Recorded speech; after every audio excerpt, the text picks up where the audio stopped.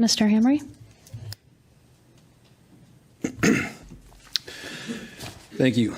I want to start off first with information about JFK PTO updates, and I am remiss for not thanking Leslie, the PTO president, at the last meeting for sending the updates. But with that said, the PTO club catalog has been released. Students must sign up online with their Microsoft 365 account. You can go to enfieldpto.com/JFK to access the school website, and the catalog is under the quick links. Also, students are welcome to dress in the spirit of Halloween on Monday the 31st, this coming Monday.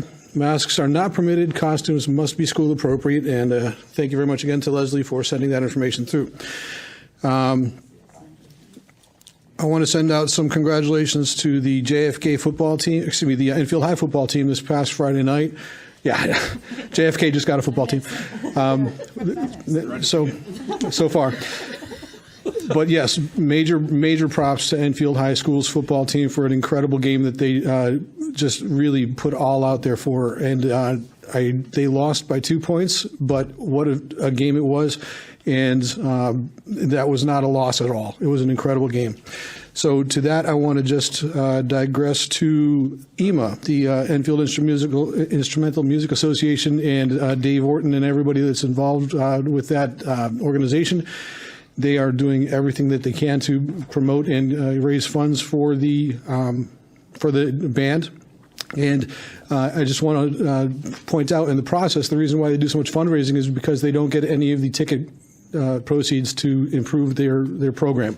So they do the fundraising as much as they can, and I myself personally donate through Amazon Smiles directly to EMA, so if you're interested in doing that, it's readily available. And an apology to Dave because he did mention the chili cook-off. I'm actually interested in participating on some level, haven't figured out what yet, but I look forward to that. I wanted then, again, to the student representatives, pass along that there's for the purposes of sending it to the GSAs, that there's Enfield's Pride Game Night happening tomorrow night, 5:30. And one of the best things about this is that it is free of cost to anybody participating. Food is provided. The dinner tomorrow is going to be provided by Enfield Pride. Dessert is going to be provided through Enfield PFLAG. And I want to thank the speaker earlier that provided the information on PFLAG and just stating that PFLAG is for the parents, friends of lesbians and gays, to not limit anybody that wants to be supported and get support and provide support. It's for the entire LGBTQ spectrum. So I don't want anyone to feel that PFLAG is not designed for them. Next. I don't want to miss any of the comments here. I do want to make a comment to one of the speakers that proposed removal, that we all have an individual proposal on how to remove the district from the alliance status that we've begrudgingly earned. There's a serious demonstrated lack of paying attention to what was provided by the superintendent to how we got to be an alliance district and the steps it takes to get out of that alliance district. And with due respect to everybody on the board, we are not the subject matter experts on how to do that. If anybody has a source that they can provide that would help the administration do that, I think they would appreciate that. But we just, it's well outside of our normal scope of responsibilities. But to all of the speakers, I do appreciate your speaking, and thank you very much for the comments. They are noted. With that, the national report card, it's I heard about it too yesterday when it was released. It was reassuring insofar as that it's good to know that we are not the only district that's suffering, that our students are not the only ones that are trying to catch up from everything that's happened over the last 2 years. And, I would be very, very surprised if this is not a generational impact, that it's not just a matter of a couple of grades getting caught up from the impact of 2 years worth of virtual learning. This is going to be a generational thing that takes a long time to recover from, to the degree that it affects the entire country. So And again, I do look forward to that parent advisory committee, just at least on the peripheral. And if I'm involved in that as a parent with my child at Enfield High, that would not be a terrible thing at all. Speaking of my child, I want to give him some credit. I am very happy with the trust my son, has given me in trusting me with some music that he likes. I talked not too long ago about the music that I grew up with and Dee Snider and his defense of the music of my age. So when my son comes to me and talks to me about a rapper that he likes, it's not my particular genre of choice. I do have a couple of really strong songs from that genre that just resound, that resonate with me, rather. But he talked to me about this rapper named NF. Now, I imagine that the high school population may know of them. He does. I didn't, but he said he's good because he doesn't swear. And I took the time to listen to the music, a little bit of it anyway, and it is intense music for any age from this particular artist. And that my son trusted me to share with me that he likes to listen to this music, and as much as it is heavy material, it is refreshing to know that my student can empathize with the struggles that that particular artist shares. So thank you for all of that. I appreciate you allowing me the time to talk about that. Now, and kudos for mentioning Lamplighters. I appreciate that. That's an organization that I'm very, very fond of, as my daughter was involved with them until she graduated last year. Still helps out backstage for this year. So kudos to Lamplighters, and I wish them all the best in that upcoming production.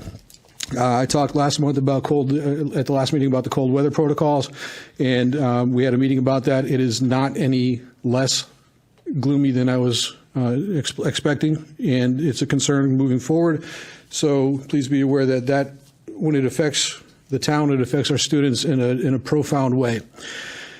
Not too long ago, I talked about asking for policy information on how to remove a board member from this dais, and followed up by the policy information that says there is no way to do that.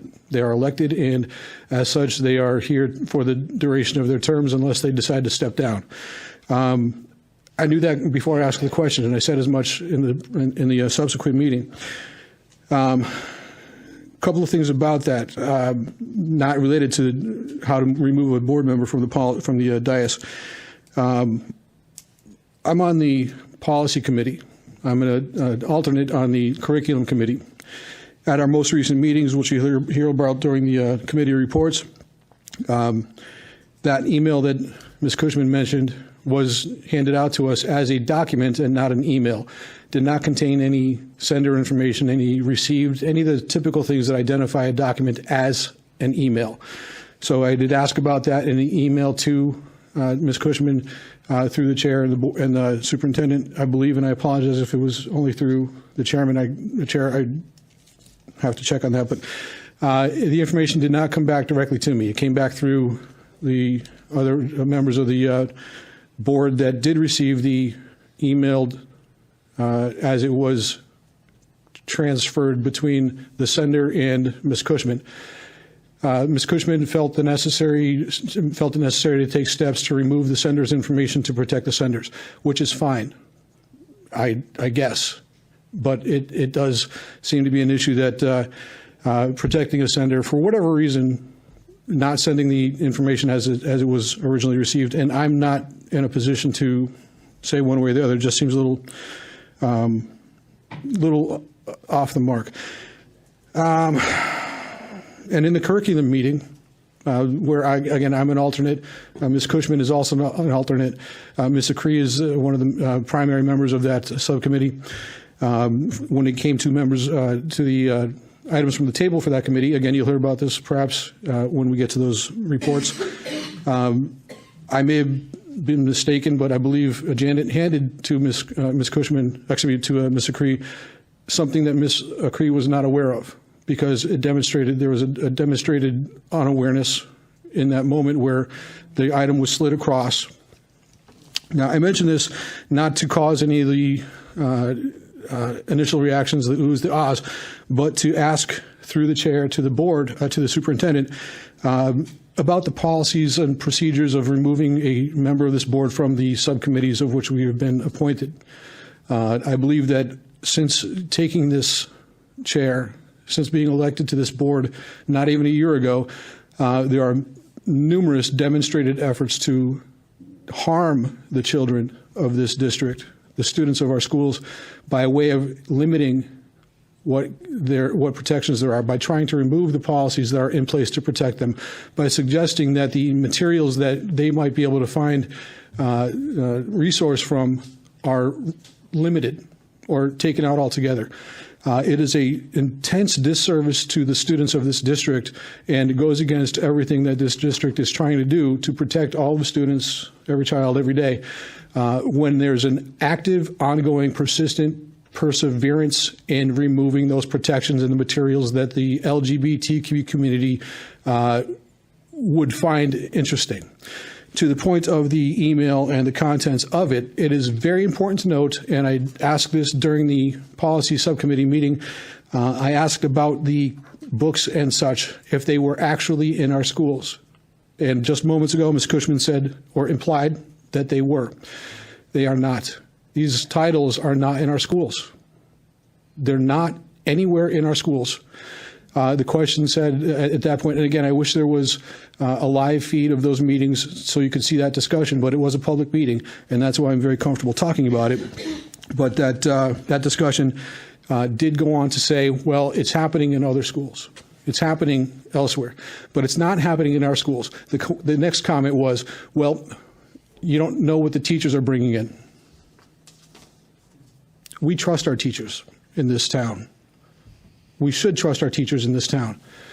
And I will say that my response was, we don't know what the students are bringing in. It's probably a lot worse than what the teachers would. The teachers have so much to lose and the students have so much access. To that point, I want to defend our IT department and our students and our teachers in the administration. Everything possible has been done to, and this is known by everybody sitting up here, probably the students as well, that we have such strict and stringent protocols in place to limit the access of inappropriate materials from our students while in the schools, while utilizing the technology that is necessary to get their education. We are not allowing them to access the inappropriate materials. Does it happen? Of course, I'm sure it does, because if there's a will, there's a way. So I'm not going to be completely 100% denying that it happens. But to the extent that we can, we are doing everything we can to prevent it from being something that happens in the schools, on our IT equipment, and to suggest that it is happening is a simple fallacy. It's just wrong, absolutely wrong.